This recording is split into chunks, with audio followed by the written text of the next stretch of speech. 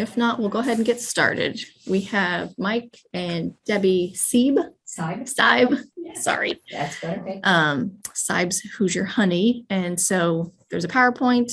I'll let you guys, I don't know if you want to introduce yourselves and. Sure. So my name is Debbie Seib. I am co-owner of Seib's Hoosier Honey with Mike.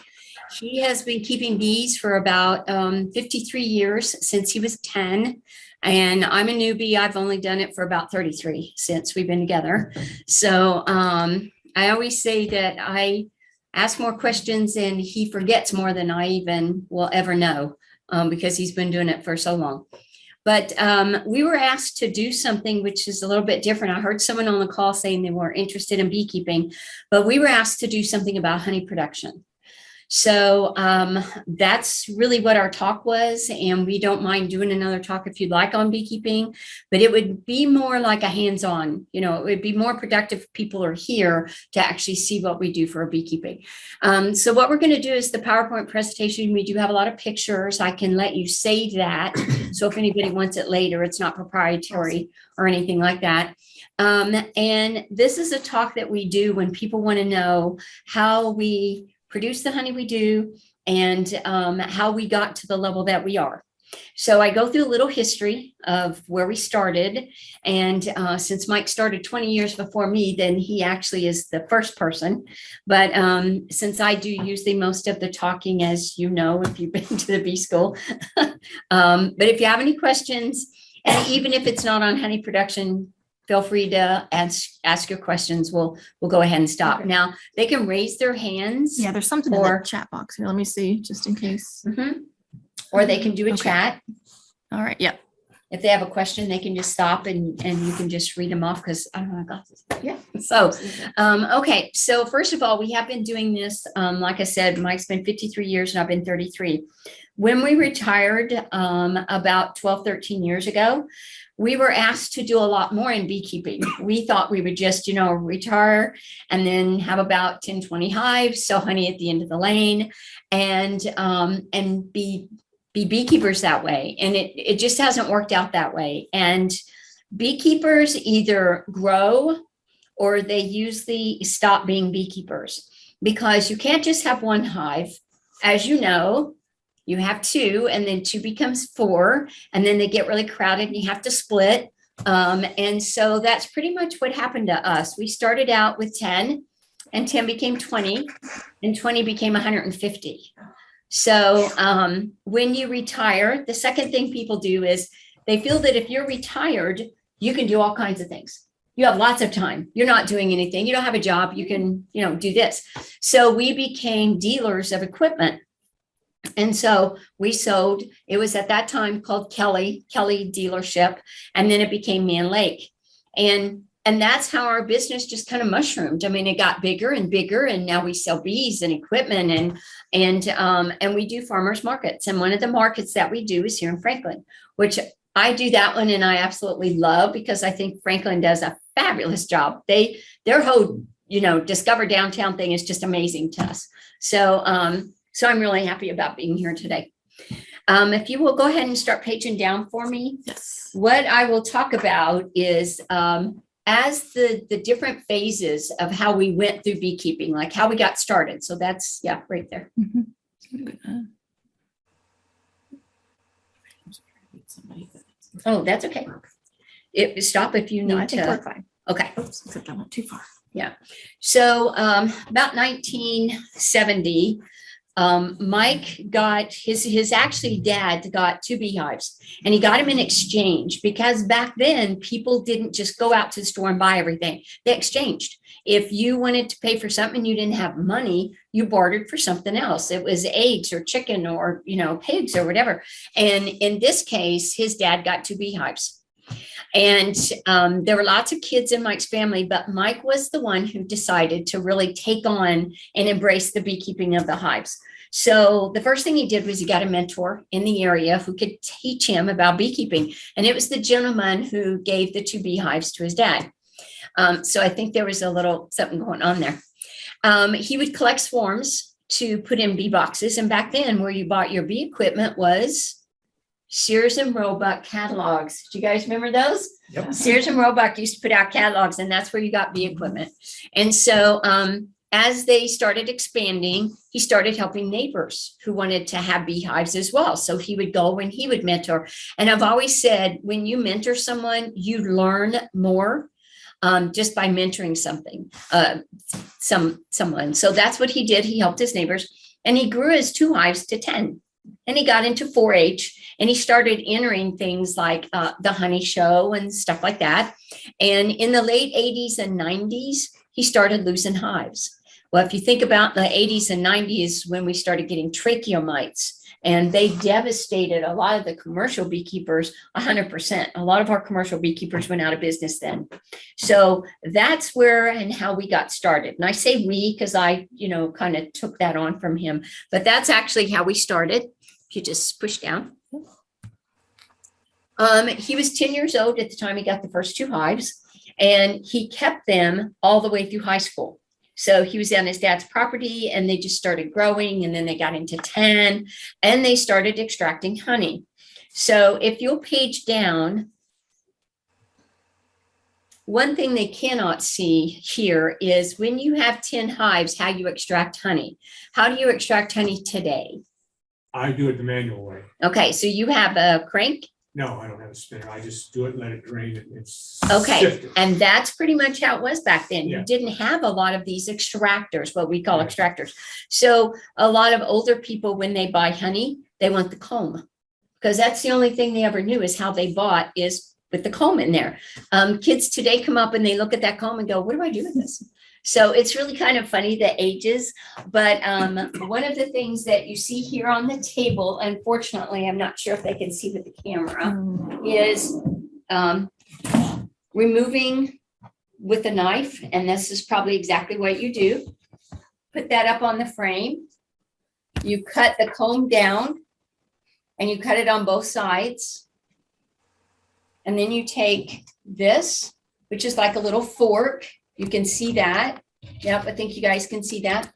And you scrape the cappings off of this. Now, we put it in a 2-frame extractor. What he is referring to is just letting it sit and drain. And it will drain all the way down into a tank. Whether it's a tank like this, it will drain into a tank. And then the honey comes down here and the comb lays up in the top. So hold that just a second. And I'm going to, yeah. I'm going to tilt this up just so you guys can see what actually is inside of there. Because you guys can see that. It looks like a queen extruder. Yeah. It So actually is. we actually have a homemade one of these Uh-huh. because they're cheaper to make things from Sure. home. So we went to Walmart You and we got 2 improvise. tanks. That's Yeah. right. And when we see people getting started in beekeeping, what we try to tell them is, don't run out and buy everything right away. Don't buy an extractor. Don't buy all this stuff because you don't need it right away. And Craigslist is a great place, and Facebook is a great place for you to pick up equipment this kind. I would be very cautious about picking up frames and things like that because what's on them.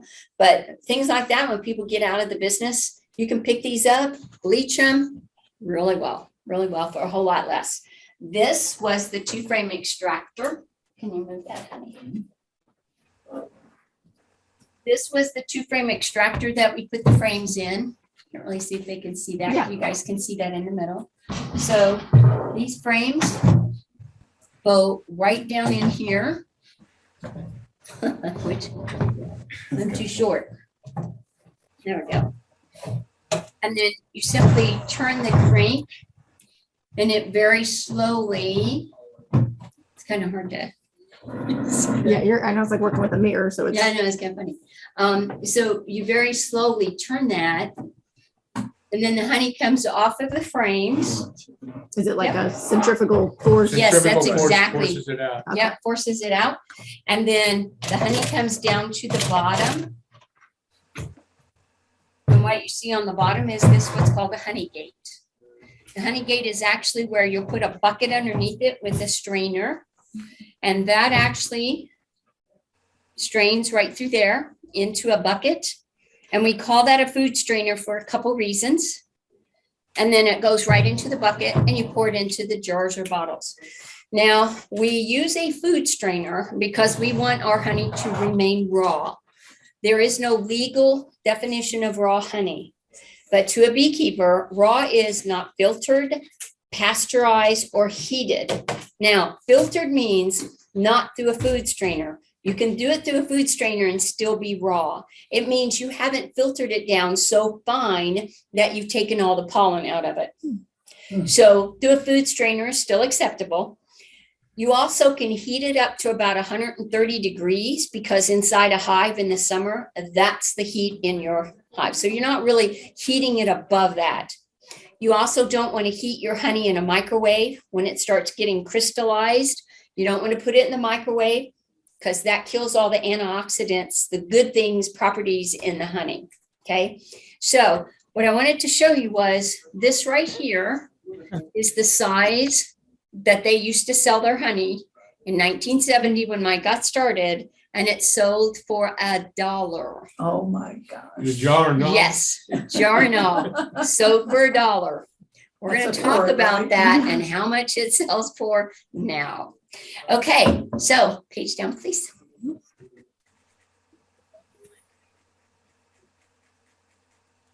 There we go. So these are what we actually used. Walter Kelly used to be the maker of a lot of bee equipment. They're down in Kentucky, and they were not too far from where Mike moved after his second move. So that's where we got a lot of this equipment.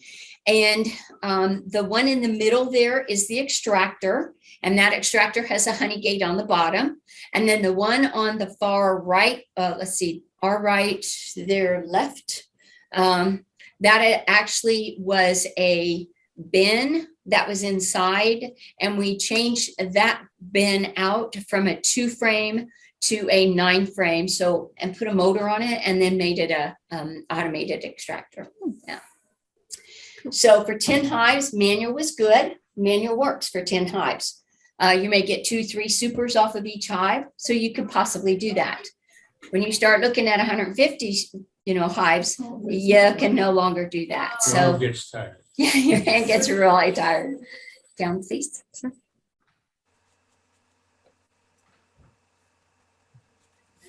So in 2000, we bought out another beekeeper. Usually what happens is when beekeepers get older, and they either get to the point where they can no longer keep up their bees, or they're just not physically able to do it anymore, then they'll start selling. Now they will either sell out the entire thing or they'll sell out pieces. Back then, when you were buying from a beekeeper, if they wanted to get out of the business, they would just sell you everything. They would sell you all their equipment and whatever they had in hives and whatever they had in hive equipment. We also bought a plastic decapping tank, and we'll show you that in a picture here in a minute. And we bought an 18-gallon storage tank. We were getting more honey than what we could actually just handle, so we need to keep it stored in something else, and it was an 18-gallon storage tank. We had a 9-frame extractor. Again, that was manual, and even 9 frames manually gets kind of tiring. So we put a motor on the top, made it automated, and we took out the 2-frame, put in a 9-frame of that. So we actually had 2 motorized extractors at that time. And we thought that would be great. We'd be able to keep up that way. Our hive count grew to about 35. I gotta go to another meeting. And Where again, are all your hives? we have 8 different apiaries. We have some in Johnson County, Morgan County. You're going to have to help me. They'll be going to Marion County, Hendricks County. Are they on private land or just Both. farms? They're both. They're We both. do pollination. So we take a lot of our hives to different orchards inside Indianapolis, or inside Indiana. We don't take any of our hives outside of Indiana. We just feel like Oh, so there's you move too your many hives. property. Okay, Oh, yeah. you place the hives. Yeah, Okay. we do a lot of the orchards. Okay. Are we good? Yeah, we're good. I want to make sure that there's not any latecomers. You have to Oh, let them no know. problem.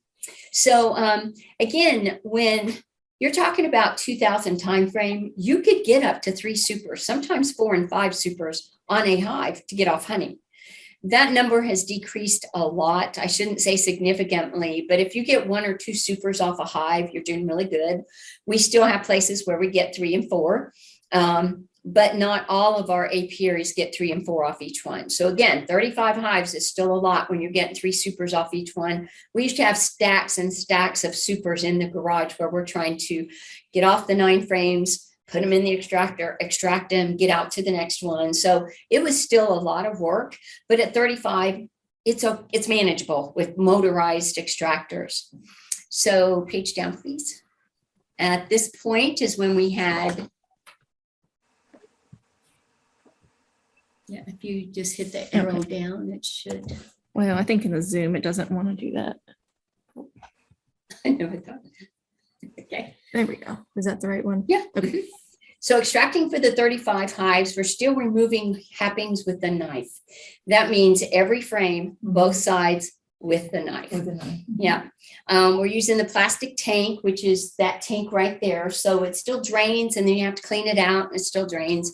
We were about doing a 900 to 1,000 pounds of honey. And by then we had went to buckets. We started putting them in buckets because we were getting so much honey. And we sold in honey bottles, and the honey bottles sold wholesale $3 a pound. So really not a huge increase at wholesale. Retail, I think it was like $4.50 back around 2000. So now we're going to jump ahead here. So let me show you some pictures here. What you see is it's still cutting those frames, both sides. That was the time consuming part. The middle was where we had the 2 extractors with the motors on it. And then the far left side or right side, depending on what side you're on, that is where we actually had them loaded with frames, and you would, yeah. And you could do shallows, mediums, or deeps. So we only extract honey off of the deeps if we're getting honey bound, a term you guys probably know is honey bound. So we'll do some. We won't extract honey off of a deep to sell honey. You need to leave that for the bees. Okay, down please.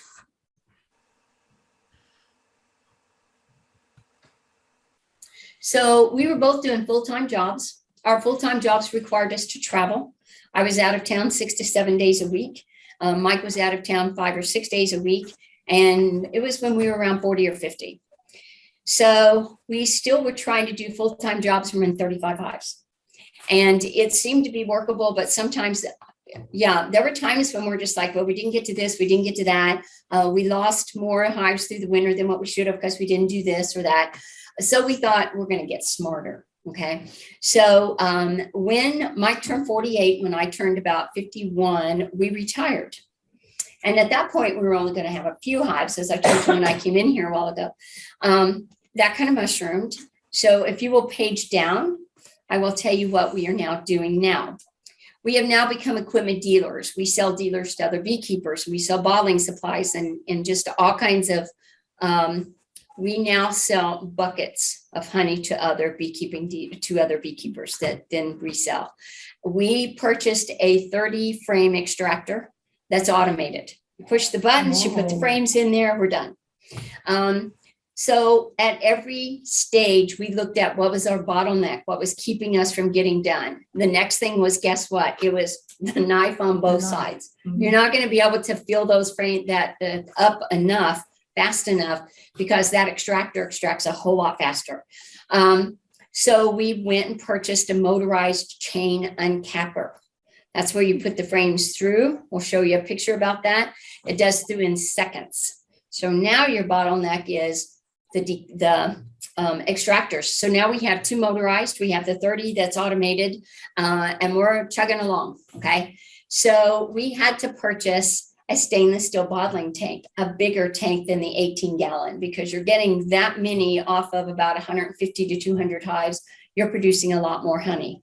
So at that point, we grew our hives to 150 to 200. And I say that depending on the time of year, because we sell nukes to other beekeepers to get them started.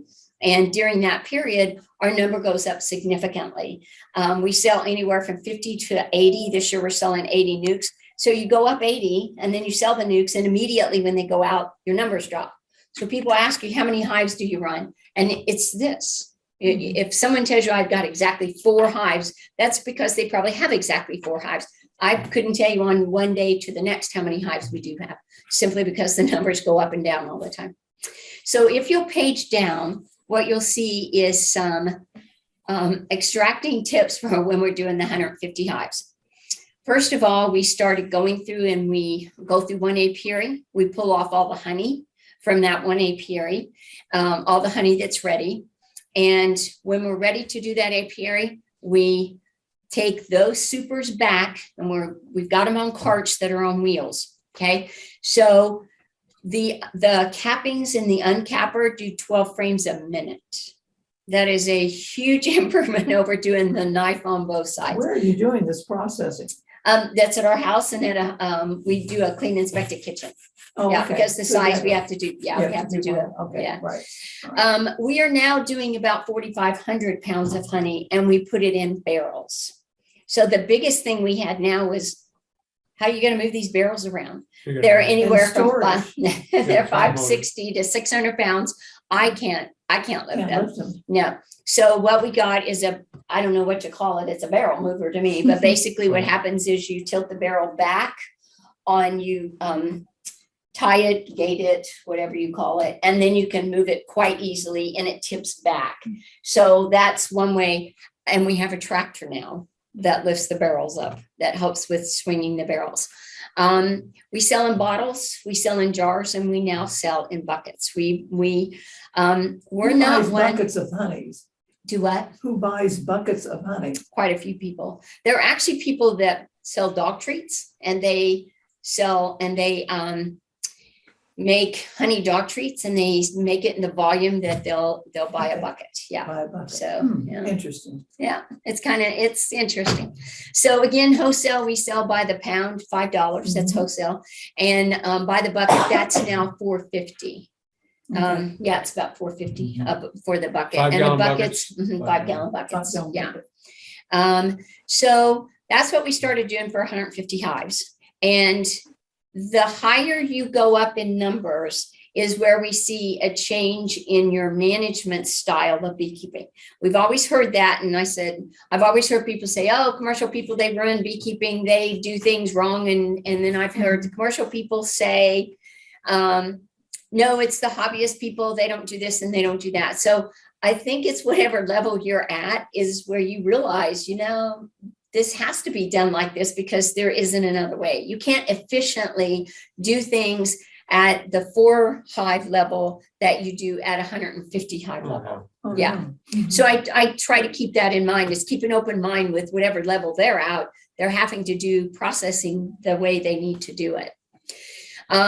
If you page down just a second, you will see this is now what we get stacks of supers over there. That's the supers. I want to say to my left, but I'm not sure if that's to my left or you're right on the part where it's purple and yellow. on the Zoom. Yeah. Yeah. The purple and yellow and in the eco wooded, those are supers. In the middle is the uncapper. And basically what happens is you lay the frames down and it uncaps on both sides. It comes out the other end. I'm just amazed.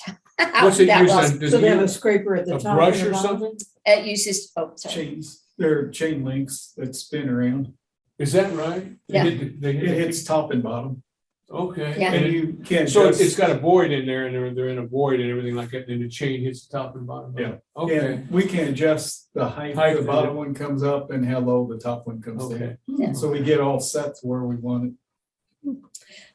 and then at the top of the screen, you see those are when they're finished, we actually can put them in the tank. And now the only thing that's draining is just a little bit out of that's left in The the residue cone. of it, Yes, yeah. exactly. Yeah. And then the down there at the bottom is the 36 frame or 30 frame extractor. I always call it 36. I don't know why. He always corrects me, but I just can't get that in my head. But that's the different parts of what we do now. And it's on an assembly line. So basically what happens is supers are on the end, they get set on, they go through, they get taken off. And when they get taken off, they go right into the extractor. And then This is not all in your kitchen, right? oh gosh, no, we don't do anything in the house. Not No. anymore. Now, where is all, this takes place in? This actually is in the pole barn. in the We have pole built, barn. yeah, Okay, in the we have pole barn. rooms there. Okay. And then when we're bottling honey, of course, all of that has to go through the clean inspected Good, kitchen. okay. Yeah. Understand that. So. That's because you guys sell commercially, right? That's why it has to go. through We the- sell in stores. Yeah. Mhm, we do okay. sell in So That's stores. why you have to have that commercial kitchen. Exactly. Certified. If you want to sell in a farmer's market person to person, you Yeah. only have to be a home-based vendor. Yeah. There are 3 ways to sell in Indiana. The second way is if you want to be a wholesale, you can actually get a wholesale license. It doesn't cost anything and you can put in stores, but you cannot do taste testing. If you want to be like we sell to stores that then sell to others, then we actually have to be retail or retail license. Okay. So we actually hold wholesale and retail license, depending on where our honey is sold. The same thing with, there are a lot of licensings that you get. Sometimes I think it's just because they need to Political. make money. Mhm. Exactly, it's political. Like dog treats, we sell honey dog treats. Those have to be licensed as well, and they're licensed to Purdue. And it Honey dog costs, treats? yeah, That's great. well, it cost $500. Yeah, that was the look on my face. They're a bag of dollars. They're $1 a bag. These are dog treats. Mhm. Oh, my God. Yeah, and when I questioned why it was so high, because you Mhm. actually have to send off 2 batches of 2. You have to send off and have them analyzed. yes. Just FDA? Yeah, it's through Purdue is actually the one that you get the license from. Oh, But you okay. have to get them analyzed by a lab. And then the lab will send you the results back. And then you send the results to Purdue and they give you the license. And the license is $100. Okay. So you've paid $500 to have them You got analyzed. $600 in the go around. Mhm. Life license, hopefully? No. Okay. That's per year. Now, the reason when I asked them why it was so expensive, because that's higher than our retail and wholesale permits, Mhm. licensing, and they said it was because a dog, if you make something that makes the dog sick, the dog can't tell you that. Okay. Okay, so that makes sense Yeah. because we all want to be, our little furry Right. friends are very special to us, including cats, but we just do dog treats. So, so it's very important for us to follow those procedures, and that's why they do that. Now, I know a lot of people don't. I personally think there's a reason for it, and I think we are very conscientious about following the rules, even if it costs more money. So, but anyway, so here's where we are with 150 hives. Now, if you page down. Here's some more pictures that actually show you a little bit better. The extractors on the bottom. These are the frames where you go in, and as you can see, you can actually put different size frames in there. The bucket is right below the extractor, so you don't have to pick it up or any of that kind of stuff. And then we also have the tank that is sitting there that we pour the bucket in with a filter. Yeah, filter on the, The one on on the the one back. on the very right. Yeah, our right, that's Yeah, correct. yes. Yeah, you can see that. So, It strains it through the top. That's the part. that's the finished product when it comes. out the yes, bottom. yeah. What we found is when we put the filter on the bottom coming out of the extractor, it's holding it up because it's coming out so fast that it starts getting to the top of that filter and then you have to stop it. So anything that's a bottleneck for you when you're doing all this, we have just stacks and stacks of supers that have to get done, and you have to get them off quickly. You don't want moss in there. You don't want things tracking them up, is what I'm talking about. And so you have to get them extracted as soon as you possibly can, and then get them back on the hive to get them cleaned up. And so we need a process that goes very quickly along the way. And so when you find something that is bottlenecking you, slowing you down, is where you go, okay, what can I do to make this more efficient? And that's where you'll start seeing when people go to a different level of producing honey. And by the way, everybody on the phone, we don't produce the honey, we steal it. So just want to be aware of that. All right, down please. Now, here is what we started with. Remember, I showed you the little jar, the big jar, the quart, and I told you that it sold for $1. This quart sells now for $18, same quart. The bucket right there is the next thing we started going into, putting our honey into buckets. And then when we got too many to go into buckets, we now put them into barrels.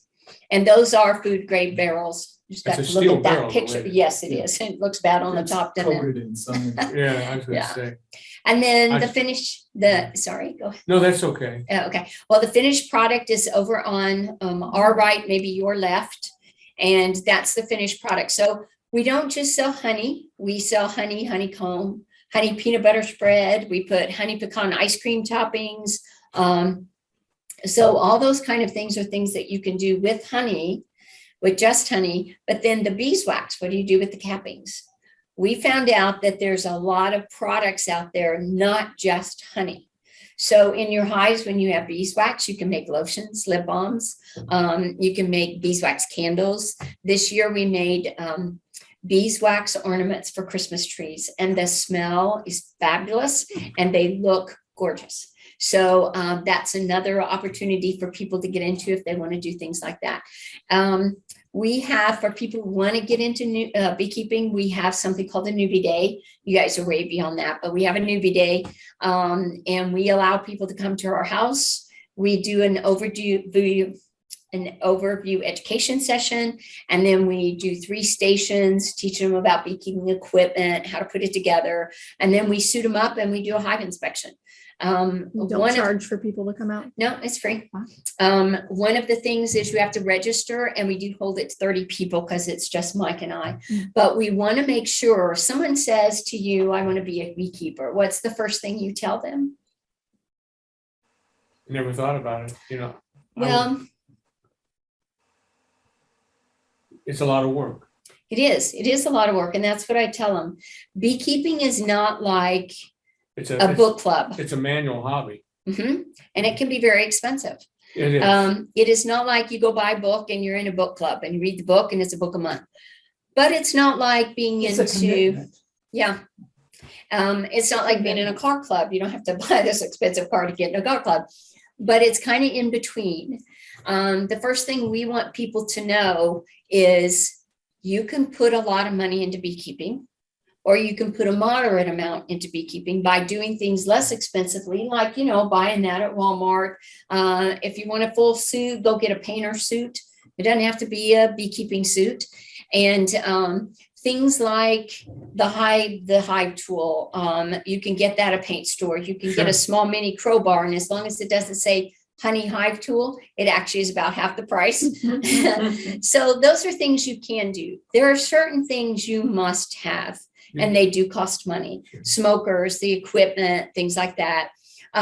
So it's a middle of the road hobby, and you want to commit yourself to this hobby if you want to be a beekeeper. Otherwise, you're wasting money. And so it's fun. You get to meet a lot of other people that are beekeepers. Beekeepers are very friendly for the most part. They're very helpful. We always tell people, if you want to be a beekeeper, try it first. That's why we get them out in the apiary. We'll get them out in our bee yard. And if we see someone just really freaking out, it's Fine, not a face- hobby for you. Face full of bees, yeah. Yeah. Because we do suit them up, you know, make sure they couldn't, we don't guarantee they can't get stung. But we do try to make sure everything that we do to keep them from getting stung. But if they're freaking out like that, that is not a hobby to get into. And some people just can't, they can't handle it. We've not had anybody come to our newbie class. This will be our 8th year now, I think, our 8th year, because they already know pretty much before they get there that they're kind of committed. But it's possible. It is possible. We've had people show up in sandals, shorts, things like that. And so you get to go to conferences, you get to go to local meetings, you get to meet other beekeepers and find out how they're doing things. And there's not always just one way of doing anything. There's always multiple ways to do anything, beekeeping or anything else. But it does take a commitment. That's a very perfect word for that. So page down, please.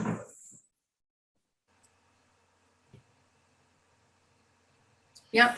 So we're retired. We are now increased the number of hive we have from 50 until now. We do a lot more. We do pollination. So we do move our hives around. We sell bees, we sell packages. We've only done that the last couple of years because people insisted on it. And the gentleman that was down here passed away, and there was a void there. So people kept saying, well, can you do packages? Can you do packages? And we do, but we're not a proponent of it. We don't push people. We actually try to talk them out of it, especially if they're a newbie.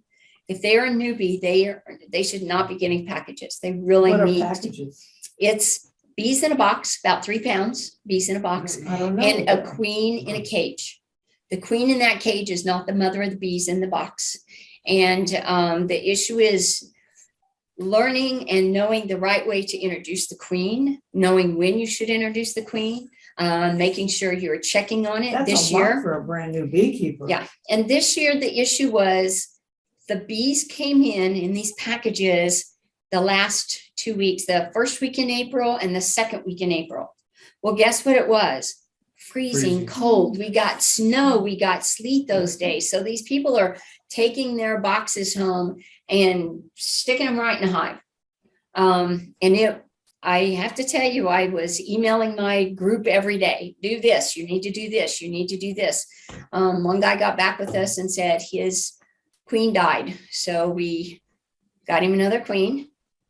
And he emailed 2 days later, my queen died again.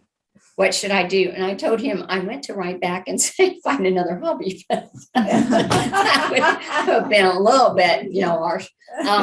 He was trying really hard. I'm sure he was, Mhm. but it's a lot. It's a lot for a new beekeeper to do. We highly recommend you get nukes.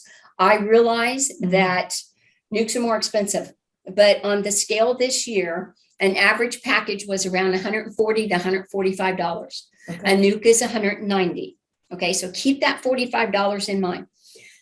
The packages die about 85% of packages die in the first year.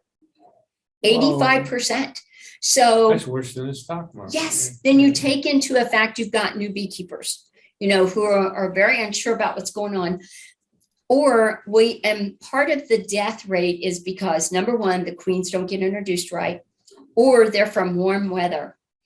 California, Georgia, Alabama, and they can't sustain the winters here. Mhm. So we recommend, again, you get a local queen. Local. So go to a queen breeder. Indiana has a group of queen breeders on their site. Go there and get a queen. Queen's $45. Well, what did you just spend? You just spent the price of a nuke. And a nuke comes with 5 frames already drawn out comb. The queen that is the mother of the hive, you get to see the laying pattern of the queen. It's just so much more effective, especially for a new beekeeper. So that's why we don't recommend packages. We do sell both. It's just not our favorite. Yeah, it's more of a market that has pretty much pushed us into it. Supply and demand, they want. Yeah, it. they want it and Yeah. yeah, and even now, we have people calling right now. You're way past the time of getting bees. Most people are sold out already. So anyway, enough of that. Okay, well, thanks. I just didn't know what. Oh, no, that was, yeah, but that's- that's okay. We do at our newbie day, we talk about the different ways to get bees, swarms, cutouts, gifts, package, There's a lot things of like that. terminology to learn. Yeah, exactly. And we send you home with packages or a whole terminology sheet. So page down, please. Yeah, so this is what we've learned as we have gone through this. You need to decide if you want to stay the same size as a beekeeper or if you want to grow. And if you want to grow, how big you want to grow. I've had people come up to us and say, I only want 2 hives. How many hives do you have? I got 5 now. I started with 8 this winter. Okay, but how many did I you s- start with originally? I caught my bees out of a tree. You had 1. I had 1 on a swarm, kept it for a year. Then after that, I started catching swarms and everything like that. So I had 8 starting this winter. Did you decide you wanted 8? No, they decided for me. There you go. And that's usually what happens. People come and they'll say, I just want 2, and I'll laugh and laugh. And they have no idea why I'm laughing. It's basically because within 2 or 3 years, if they keep their bees alive, they'll be up to 4 and then 8. Now, if you decide you want to stay the same, then get into a donation program or sell. What you can do is if your hives get large enough to where you're either going to split or they go into swarm, split them and sell off the extra. You want to keep an emergency nuke on site just for at least to get you through the winter or summer in case something happens to your queen. You could do that as well. But you could also donate it back to your local club if you want to. Donate it to a new beekeeper who wants to get started. So those are things that you can do too, but you need to decide that. And when you're deciding that, you need to keep in mind the factor of if I want to go bigger, what is it going to cost me in money and time and resources. Resources are not just money and time, it's the other things. I now have a business. I need to have a business license. How do I do that? How do I go about that? Things like that will make you decide, will help you to decide, do I want to go bigger? If you want to go bigger, you need a plan. I tell them all the time, what's our plan for this? Because you have to plan ahead. As it says right there in planning, you want to look past 1 year, because what's your bottleneck and where do you need to go? You also want to look at not only the cost, but space. If you're going to put up, like we put up that big decapping section where we have the frame, the extractor, the decapping, the uncapping tank, all that takes a lot of room. And we have a pole barn out there that we do it out there. But if we didn't, I can't imagine trying to do it in a garage unless you have a really big garage with a drain, because honey, you get 1 drop of honey and it multiplies. I don't know how, but it just multiplies. So those are things that if you're going to increase the time involved, if you're doing a full-time job, that means you go to your job full-time, especially with us traveling. We were home on maybe 1 or 2 days on the weekend. Bees don't wait, as you know. If something happens when the bees have to be done, if it's raining or whatever, the bees have to be taken care of on that day.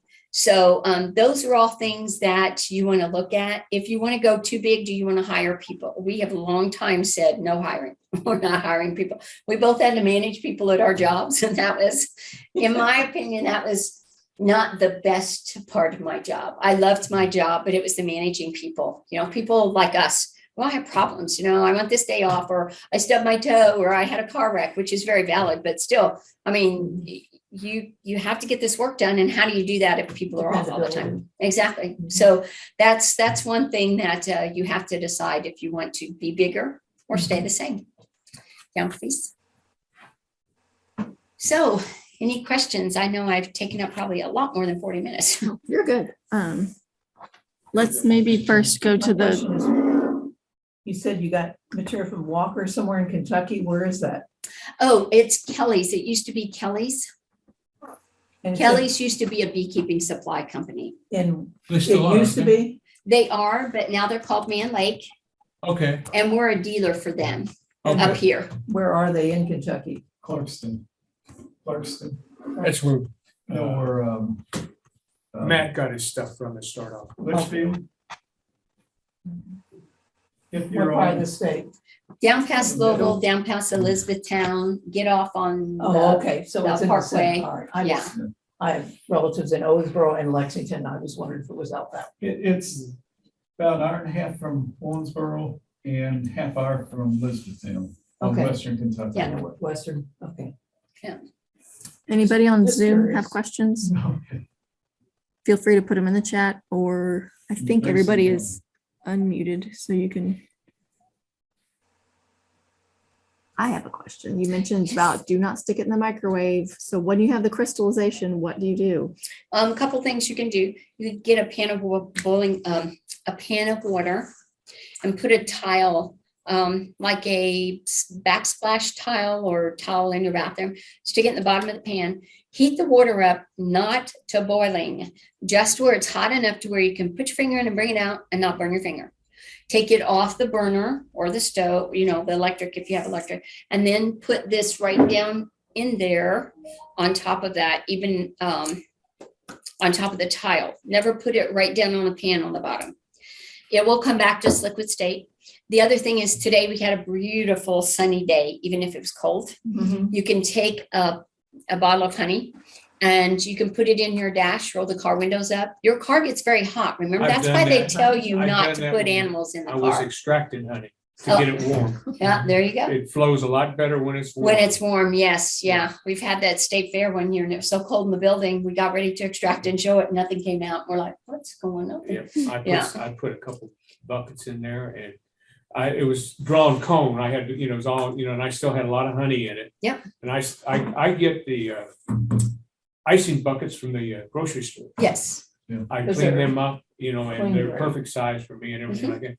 And I put them in my car and wrapped in a plastic bag and left them in there all day and then start working at night. And, all the honey's gonna sink to the bottom, so Yeah. yeah. Yeah, we have, that's one of the better ways. Put it in a window at your home, but usually it's not condensed enough. If you put it in a room, a very small room, and you've got it heated in there, it'll get really hot. But the best thing is in your car on a really hot day. Or on even a mild day like today is cold, but you roll the windows up and inside the car gets hot. That's why they tell you don't leave children and pets in the car because it gets too hot. Oh, yeah, much. Thermometers in the car. We used to get the icing buckets. We used to get them from Donut Bank and from Kroger's and Walmart. And then there became a fight over the buckets. I know, yeah. Yeah. So they stopped letting anybody have them and they throw them in the trash and then you had to go through the dumpster. It wasn't worth it for us. We're not doing Yes, it. Well, Kroger is giving back to them. I Kroger asked and Costco about it, and they said they wouldn't do it because of the virus. Coronavirus. Yeah, so, I don't know, but Kroger and Myers has been pretty good. Yeah. And if you have a relationship, which we did, but then when other people went in there and they said, no, we're saving them for us, then it became a huge issue. So we just said, okay, we don't care what you do with the buckets. We'll just go buy buckets, you get them at Menards. We're fine with that. Yeah, Menards started selling the food grade buckets. With the lids. Uh-huh. Yeah, for $5. They're like orange ones or something. And they always have the They're 11%. clear. Oh, They're clear, Okay. yeah. They're white. There's a question in the chat. Sure. And you certainly need more buckets than we only get. Well, we do the barrels, but if someone wants to buy a bucket, then we have to put it in a Right. bucket and then we have a bucket deposit. How often does the extraction process take place? We try to do it 3 times a year. And that is because the size that we are, we try to get 3 different varieties. In the spring, if it's a good honey flow, you can get a light honey, which is locust honey. And it's a lighter, sweeter. The lighter the honey, the sweeter the taste. And that's my favorite. So we like to do that. In the spring and the summertime, late summer, you can start getting an auburn color about like this. It's an auburn color. That's a medium. And we'll do that in the late summer around, August, usually before State Fair, because we need a lot for State Fair. And then in the fall, you'll get a really dark buckwheat. We plant buckwheat for that.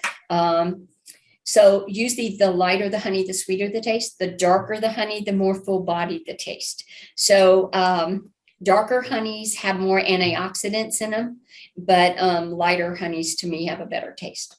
So just depends. So we try to do it 3 times a year. It doesn't always work out. When it's a rainy, wet spring and it just continues to rain every other day, it takes nectar to get back onto the flowers 3 days after it rains. So if it's taking 3 days and then it rains again, the nectar's not getting in there enough for the bees to get in, get it out, and then get it dried enough. So you don't really get a lot of, you're not going to get a lot of that light honey. Dandelions, everything, Oh, yeah. Yeah. I was curious. You guys have mentioned getting bigger, expanding. Clearly you have enough demand. Oh, yeah. Is there anything driving that demand or it's just? Well, interestingly, you asked that because a lot of the demand that you're asking about is being driven by more people wanting to get into beekeeping and more people wanting to go natural. Yeah. We have a lot of people now. The dealership that we are part of also sells chickens. And now I think they're getting into ducks. Is that what I saw last time? Yeah, ducks and then goats. Yeah. So chickens and bees are a good symbiotic product. So the chickens will eat the varroa mites off of the bees when they fall down, and the bees don't bother the chickens. So it's actually a good thing. And people get eggs, they get meat from the chickens if they butcher the chickens. And then they want to be more self-sustaining. We actually had someone came to us about 5 years ago because they thought they were going to get laid off. And if they got laid off, they wouldn't have an income. And so what am I going to do to make my money go further? And so they got into bees and chickens, and that was why. And then did he get a pig? Is that? And I'm like, okay, you're way beyond we're not getting chickens and we're not getting pigs. Sorry. So that's why a lot of the demand come up. A lot of it is because the word more is out of how much we need bees and how we need beekeepers to keep bees. So that's why the demand is up a lot. A lot of the demand for the equipment is up when people want to expand. They had 2 hives, now they have 4 hives, got to have the equipment to put it in. So they'll come to us to get the equipment. Anybody else questions from the Zoom? I just wanted to share when we had tours that we made sure the people that knew that perfume and perseverance carry fragrances that attracts the bees, and that made people real nervous and upset when bees were around them. Do you usually, when you're talking to people that's interested in doing that, to let them realize that this is a hazard if they use a lot of perfume or It's not so much the perfume, it's what they are eating or what they've got, not just perfume on. The one thing is we tell people do not eat bananas before you come to see us at our newbie day, because that is actually puts off a smell or a pheromone that bees are aggressive toward. It's like the sting pheromone that they have. Bees have 23 different pheromones that they have and that they smell and what's dangerous. Lemongrass is a pheromone that attracts bees. So if you're trying to capture bees in a swarm, you put lemongrass in. So those are the things that whether you want to attract them or whether you're not. If you want to put on something that has a lot of sweet smell, that's going to attract a lot of bees. So the other thing we do a talk on is we do a talk on the different types of bees there are. There are over 3,000 different species of bees in the United States. Honeybees were not indigenous. They did not come here originally. They were called by the Indians flies of the North Americans because we actually brought them in and there were so many of them, they considered them flies. So a lot of times people get stung. It's always a honeybee. You'll always hear people say a honeybee stung me. And normally it is not a honeybee. I mean, 9 times out of 10, it is not a honeybee. It's other things. And it's because sugar in a Coke will attract yellow jackets, not so much honeybees. There was one instance, it was, I want to say Michigan. I blame them for everything. They're taking our apiary inspector. It's their fault. Oh. There was a M&M plant and they were discharging their waste incorrectly. And how they got caught was the bees that were around there were collecting it and they were putting red into their honey and it was coming out red honey. And they traced it back to the plant and they traced it back to some filter that had come off. And so they were incorrectly discharging and they were fined for that. But that was how they found that out, is because the bees were attracted to that and they brought in sugar. They do that with hummingbird. Yes. Oh. If you put a really thick sugar of sugar water in your honeybird feeder and there's a dry or what we call a dearth, you're going to see a lot of honeybees around there. So what we tell people when they have that problem is back off on the sugar. Don't put as much sugar. Honeybees don't need all that sugar, or the hummingbirds don't need that much sugar. So don't put that much in there and it doesn't attract the honeybees. But during a dearth, honeybees are going to be attracted to a lot of things, pool water, mud, anything like that. It's amazing how they're attracted to that. Yeah. Yeah. In the spring, they want pool water that's chlorinated because it cleanses them. And in the fall, they want more like the dirt. I'm not sure why, the mud. Not sure why. Maybe it's because that's what's out there. Minerals are in it. Minerals. There you go. See, he'll tell me that again and I'll forget. So Yeah. anyway, so They like any- limestone. yeah. Yeah. I don't see any other questions on there. Okay, so what I will very quickly tell you also is there are things that you can do besides honey, lip balms, lotions, things that you can make out of the beeswax, which is what you get a lot of when you start extracting a lot of honey. Candles, we talked to you about candles. I want to leave some of these product catalogs for you I guys. can take some If you to my want to be a office. beekeeper, start on page 1. If you don't, start on page 11. because that's all the other things that people see at our market. And I am here for a market. If you just want to stop by and chat, you don't need to buy anything. People will tell you where I'm at because I talk to people all the time about beekeeping while we're there.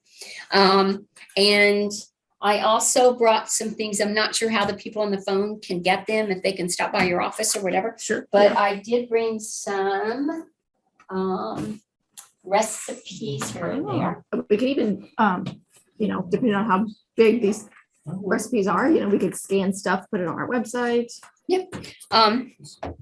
Here are the recipes. I'll just leave you Okay. all of those. There's quite a few there. Cool, thank you. And here Sure. are the, sorry. That's okay. Thank you. We've given you two, so you guys can get some of these as well if you want to open those, and we'll give you some of those. Oh, yeah. And then I brought these newsletters from the Beekeepers of Indiana, which is our state association. And this is our state apiary Thank you. inspector who lived right here in Franklin. We're sorry to see her go, but I actually have 4 copies, so you guys can each one. If you are a member of the state association, you are getting this newsletter, sorry. And if you're not, there is an opportunity for you to sign up if anybody's interested in it. We put on several events a year, and we do a lot of community service as well as get a lot of community service back. Does your newbie day fill up every single year? Every single year. We have a waiting list because usually some people will cancel. And I'm sorry to say, there are actually some people that don't cancel, that they just don't show up. And so unfortunately, that morning, we can't call people and say, oh, by the way, someone didn't show up. You want to get in your car and drive 30 minutes. Yeah. So, but that is something that we do every year. It's fun. We have a lot of fun. We actually, usually if we get 30 people, which we do every year, we have a gentleman come and help us because we have 3 stations that we do around Robin, and he actually helps us with one. I do one and he does one, and then Mike does the other one. Good. So, Yeah, occasionally at our office, people are asking me about beekeeping. This year, for the first time at the county fair, we're gonna have open class. Honey can be exhibited, Oh, really? not just the vegetables and the flowers and the I'm crops. a vegetable Okay. person. Okay. I'll But get now you some can honey. exhibit honey in open class. What's it gonna, just in a jar? Yeah, we're gonna do like probably 2 1-pound jars per exhibitor. Okay. Yeah. So I tell my girls to get working, man. yeah, when there's all these questions, I want to have materials, and I can send a few of them your way. that would be great. One of the things that you will see in here that we have HAS, which is our Heartland Apiculture Society. That is our regional group that Indiana belongs to. And that regional group is now hosting the regional conference this year in Evansville, Indiana. So it rotates because we have 9 states in our region. So we're back in Evansville, and we're pretty happy about that. So if anybody wants to do some education, they can find that on our website as well. We do have a fall conference.